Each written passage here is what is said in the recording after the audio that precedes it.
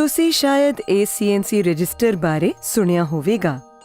ਇਹ ਸਾਡੀ ਵੈਬਸਾਈਟ ਤੇ ਜਨਤਕ ਡਾਟਾਬੇਸ ਹੈ, ਜਿਸ ਤੋਂ ਪਤਾ ਲੱਗਦਾ ਹੈ ਕਿ ਸਾਡੇ ਨਾਲ ਦਾਨ ਸੰਸਥਾ ਦੇ ਕਿੰਨੇ ਸੰਗਠਨ ਰਜਿਸਟਰ ਹਨ।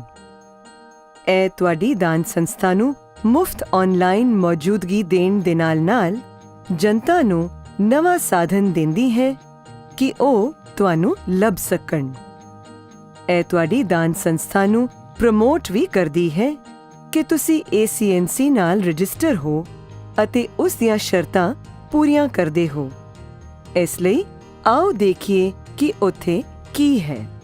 ਤੁਹਾਡੀ ਦਾਨ ਸੰਸਥਾ ਦਾ ਨਾਮ ਅਤੇ Australian business number ACNC register ਉੱਤੇ ਨਜ਼ਰ ਆਉਂਦੇ ਹਨ। ਜਿਹੜਾ ਨਾਮ ਉੱਥੇ ਹੋਵੇਗਾ ਉਹ ਕਾਨੂੰਨੀ ਨਾਮ ਹੋਵੇਗਾ।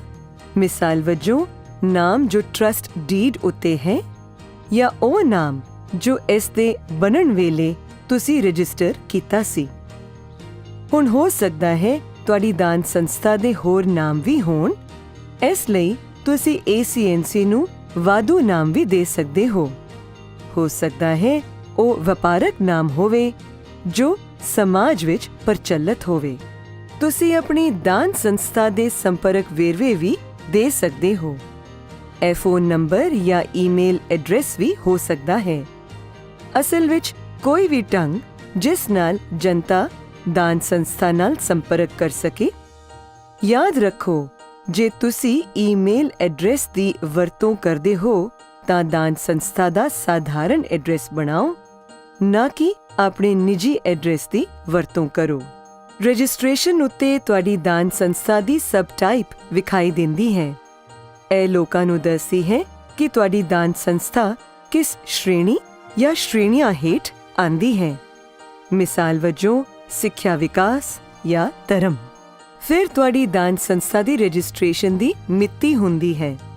ਜੇਕਰ ਤੁਸੀਂ ACNC ਦੀ ਅਸਥਾਪਨਾ ਤੋਂ ਬਾਅਦ ਰਜਿਸਟਰ ਹੋਏ ਹੋ ਤਾਂ ਤੁਹਾਡੀ ਦਾਨ ਸੰਸਥਾ ਦੀ ਰਜਿਸਟ੍ਰੇਸ਼ਨ ਦੀ ਮਿਤੀ ਆਮ ਤੌਰ ਤੇ ਉਹ ਹੋਵੇਗੀ ਜਦੋਂ ਤੁਸੀਂ ਦਾਨ ਸੰਸਥਾ ਰਜਿਸਟਰ ਕਰਵਾਉਣ ਦਾ ਫੈਸਲਾ ਲਿਆ ਸੀ। ਪਰੰਤੂ ਬਹੁਤੀਆਂ ਦਾਨ ਸੰਸਥਾਵਾਂ ਆਪਣੇ ਆਪ ਹੀ ACNC ਕੋਲ ਰਜਿਸਟਰ ਹੋ ਗਈਆਂ ਸਨ, ਕਿਉਂਕਿ ਉਹ ACNC ਤੋਂ ਪਹਿਲਾਂ ਹੀ ਮੌਜੂਦ ਸਨ। ਉਹਨਾਂ ਦੀ ਮਿਤੀ 3 ਦਸੰਬਰ 2012 ਹੋਵੇਗੀ, ਜਿਸ ਦਿਨ ACNC ਨੇ ਆਪਣਾ ਕੰਮ ਆਰੰਭ ਕੀਤਾ ਸੀ। ਅਸੀਂ ਇਸ ਗੱਲ ਦੀ ਕਦਰ ਕਰਦੇ ਹਾਂ ਕਿ ਜ਼ਿਆਦਾਤਰ ਦਾਨ ਸੰਸਥਾਵਾਂ ਬਹੁਤ ਪਹਿਲਾਂ ਹੀ ਹੋਂਦ ਵਿੱਚ ਆ ਗਈਆਂ ਸਨ। ਇਸ ਲਈ ਤੁਸੀਂ ਵੀ ਆਪਣੀ ਦਾਨ ਸੰਸਥਾ ਦੀ ਮਿਤੀ ਉਸ ਦੇ ਆਰੰਭ ਹੋਣ ਵਾਲੀ ਰੱਖ ਸਕਦੇ ਹੋ। ਤੁਸੀਂ ਇਹ ਵੀ ਦੇਖੋਗੇ ਕਿ ਤੁਹਾਡੀ ਦਾਨ ਸੰਸਥਾ ਦੇ ਜ਼ਿੰਮੇਵਾਰ ਵਿਅਕਤੀਆਂ ਦੇ ਨਾਮ ਪਹਿਲਾਂ ਹੀ ਦਰਜ ਹਨ। ਇਹ ਲੋਕ ਤੁਹਾਡੀ ਪ੍ਰਬੰਧਕ ਸਭਾ ਦੇ ਮੈਂਬਰ ਹਨ, ਜਿਵੇਂ ਬੋਰਡ ਜਾਂ ਪ੍ਰਬੰਧਕ ਕਮੇਟੀ, ਜਿਨ੍ਹਾਂ ਦੇ ਨਾਮ ਅਤੇ ਅਹੁਦੇ ਪ੍ਰਦਰਸ਼ਿਤ ਹਨ। ਮਿਸਾਲ ਵਜੋਂ ਸਿਮਰਨ ਕੌਰ ਡਾਇਰੈਕਟਰ, ਕੁਲਦੀਪ ਸਿੰਘ ਚੇਅਰ। ਤੁਹਾਨੂੰ ਇਹ ਵੀ ਪਤਾ ਹੋਣਾ ਚਾਹੀਦਾ ਹੈ ਕਿ ਤੁਹਾਡੇ ਜ਼ਿੰਮੇਵਾਰ ਵਿਅਕਤੀਆਂ ਦੀ ਜਨਮ ਤਰੀਕ ਅਤੇ ਸੰਪਰਕ ਵੇਰਵੇ ACNC ਰਜਿਸਟਰ ਵਿੱਚ ਦਿਖਾਈ ਨਹੀਂ ਦੇਣਗੇ। ਅਸੀਂ ਉਹ ਤੁਹਾਡੇ ਪਾਸੋਂ ਇਸ ਲਈ ਮੰਗਦੇ ਹਾਂ ਕਿ ਜਦੋਂ ਪ੍ਰਬੰਧਕ ਸਭਾ ਦਾ ਕੋਈ ਮੈਂਬਰ ACNC ਨੂੰ ਫੋਨ ਕਰਦਾ ਹੈ ਤਾਂ ਅਸੀਂ ਸ਼ਨਾਖਤ ਕਰ ਸਕਦੇ ਹਾਂ ਕਿ ਇਹ ਸਹੀ ਵਿਅਕਤੀ ਹੈ।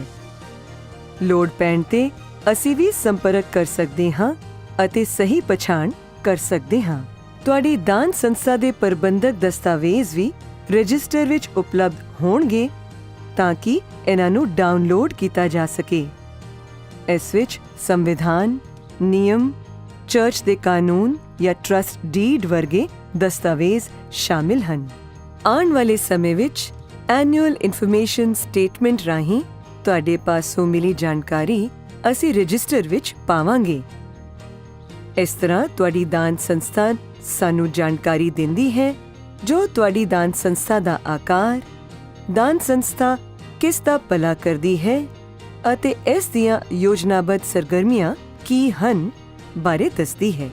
ਤੁਹਾਡੀ ਦਾਨ ਸੰਸਥਾ ਦੀਆਂ ਐਨੂਅਲ ਇਨਫੋਰਮੇਸ਼ਨ ਸਟੇਟਮੈਂਟ ਅਤੇ ਸਾਲਾਨਾ ਵਿੱਤੀ ਰਿਪੋਰਟਸ ACNC ਦੇ ਰਜਿਸਟਰ ਉੱਤੇ ਡਾਊਨਲੋਡ ਵਾਸਤੇ ਉਪਲਬਧ ਹੋਣਗੀਆਂ। ਸੋ ਇਸ ਲਈ ਤੁਸੀਂ ਕਿੱਥੋਂ ਸ਼ੁਰੂਆਤ ਕਰੋਗੇ? ਸਭ ਤੋਂ ਪਹਿਲੀ ਗੱਲ ਤਾਂ ਤੁਸੀਂ ACNC ਦੇ ਰਜਿਸਟਰ ਤੋਂ ਆਪਣੀ ਦਾਨ ਸੰਸਥਾ ਦੀ ਖੋਜ ਕਰੋ।